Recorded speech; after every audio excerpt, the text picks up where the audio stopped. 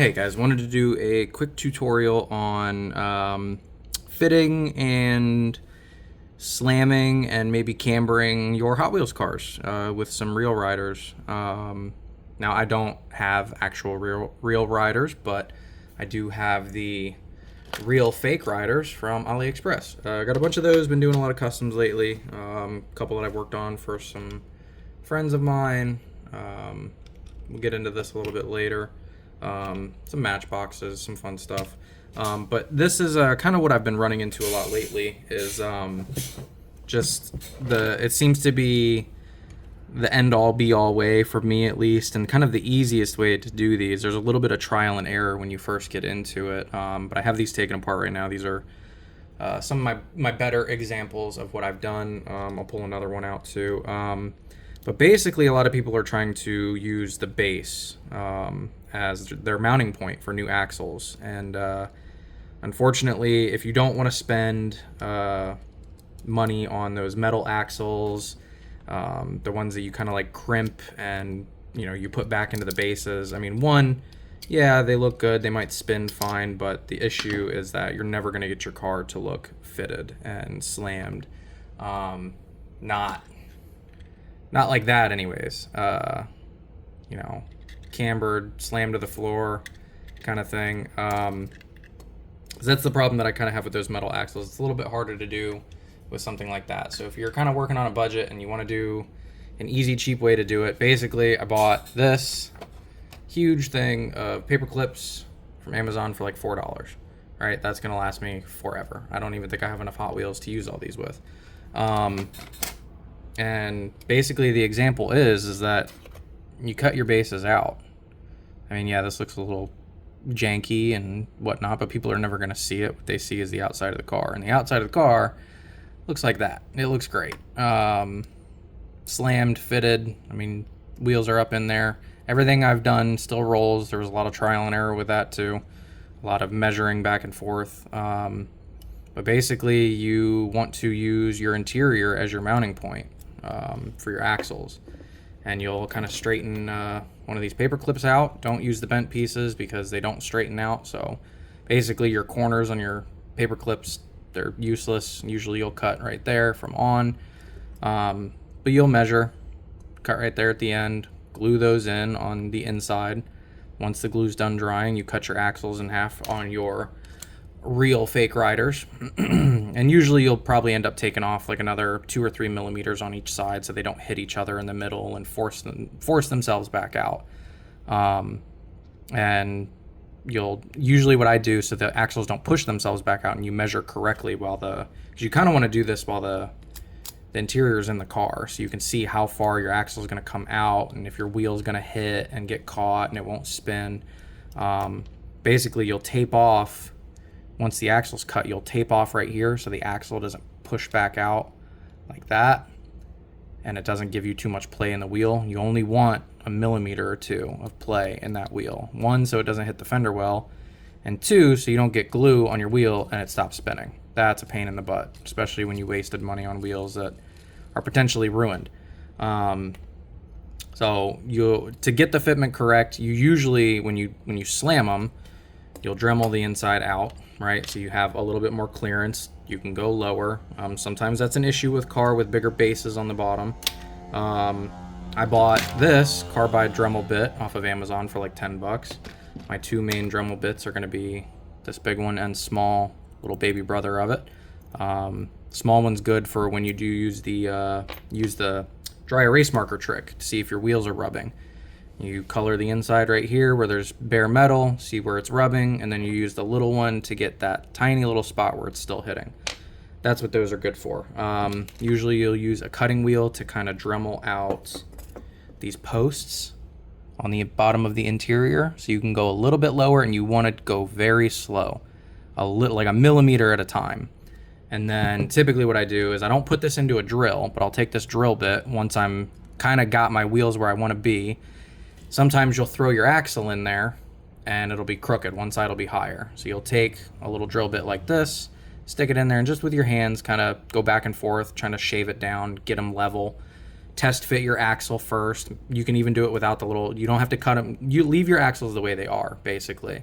Then drop it in there, see if it's level, look at it from the back and everything. And then if it's level, you can go ahead and cut your axle, cut your paperclip piece, and then throw the paperclip piece in there, get all your, your measurements done and everything. Same thing with the front. You want to slam that a little bit. Basically the same kind of posts in there. There are a few different examples that I have here of what you're working with on some of these cars. This is the last year's Mercedes. I think this is when this came out, or maybe that was early this year. I'm not sure. But yeah, these all still roll. That one's very low. That one might have to have a base sanding. But yeah, they still roll.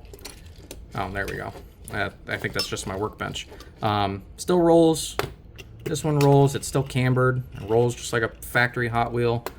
This one I can't take apart. This one was for a buddy, and I had glued it back together already. None of my stuff is tapped and screwed back in. Haven't had the chance to get around to doing that. But this one's a little bit different. I can't take it apart and show you, but basically your rear wheels are on the interior like all these other cars.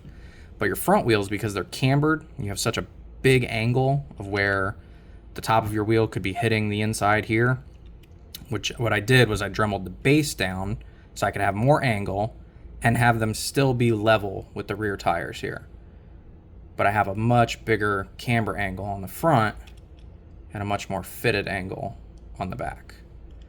So yeah, that one, the front wheels on this have to be glued to the base so you can achieve this angle of camber. Haven't done a whole lot of more cambered stuff. But yeah, I mean, this is another example. We're on the interior only. That's it.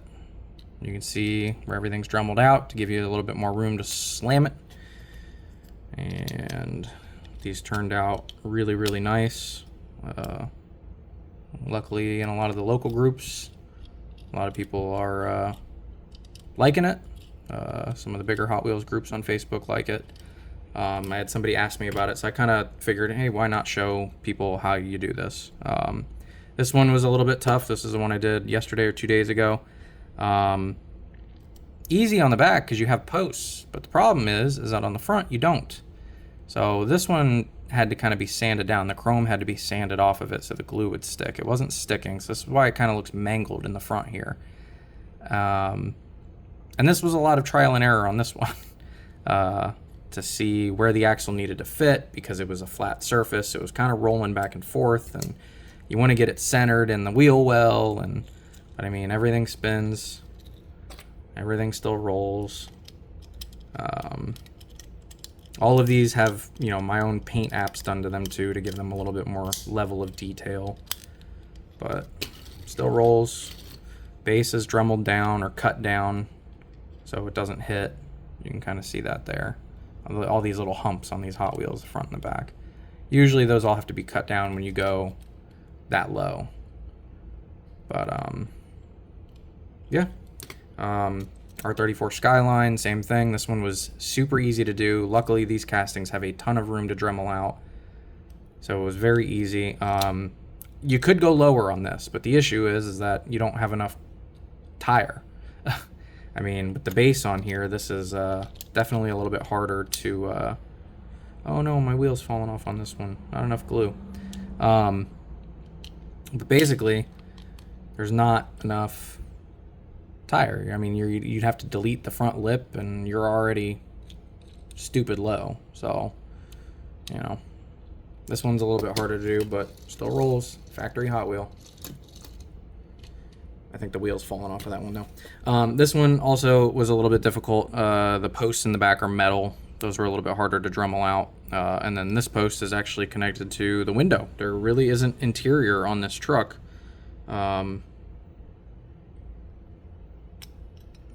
Yeah, maybe there is. I think there is. Maybe I dropped it. I don't know. But yeah, that's what that's connected to. So that one's definitely a little bit harder to figure out. But yeah, those are kind of all the examples of how I've done these.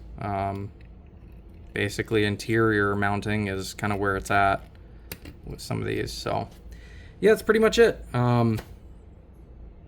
If there's any questions, I guess comment. I don't know. If you want to hate on it, go for it. It works for me. My cars look good. I like them. They're fun. Paint apps, details. You know, Hot Wheels are fun, even for grown-ups. Later.